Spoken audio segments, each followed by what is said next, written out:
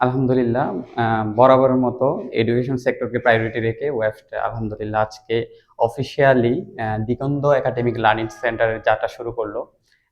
আমরা পূর্ব ঘোষণা অনুযায়ী আমরা হচ্ছে লাস্ট আমাদের সংবর্ধনা অনুষ্ঠানেও আমরা ঘোষণা দিছিলাম যে আমরা আমাদের কোচিং সেন্টারের যাত্রা শুরু করব। আলহামদুলিল্লাহ আজকে সেটা অফিসিয়ালি হলো। আম আমরা প্রথম ধাপে হচ্ছে তৃতীয় থেকে অষ্টম শ্রেণী পর্যন্ত আমরা ফোকাস করতেছি। এরপর ধীরে, ধীরে আ একাদশ, নবম, দশম, একাদশ, দ্বাদশ শ্রেণী এসবে আমরা আমাদের অ্যাবিলিটি অনুযায়ী আমরা শুরু করব।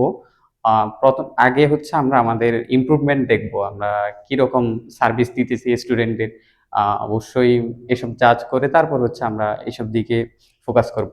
কেন হচ্ছে আমরা হচ্ছে এই কোচিং সেন্টারের লক্ষ্য হচ্ছে ধরেন আমি মনে করি আমরা যেটা মনে করি আমাদের গ্রামীণ অঞ্চলের স্টুডেন্টগুলা সবসময় মেধাবী হয়। বাট হচ্ছে প্রপার গাইডলাইনের অভাবে তারা পিছায় পড়ে। সো আমাদের লক্ষ্য থাকবে আমাদের এই গাইডলাইনের মাধ্যমে তাদের এই পিছিয়ে পড়াটা রিকভার করার।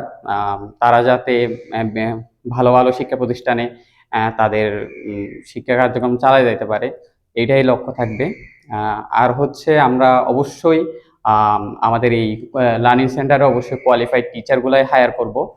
আমাদের লক্ষ্যই হচ্ছে স্টুডেন্টস ওয়েলফেয়ার অ্যান্ড হচ্ছে কোয়ালিটি এডুকেশন। সবাই আমাদের জন্য দোয়া করবেন।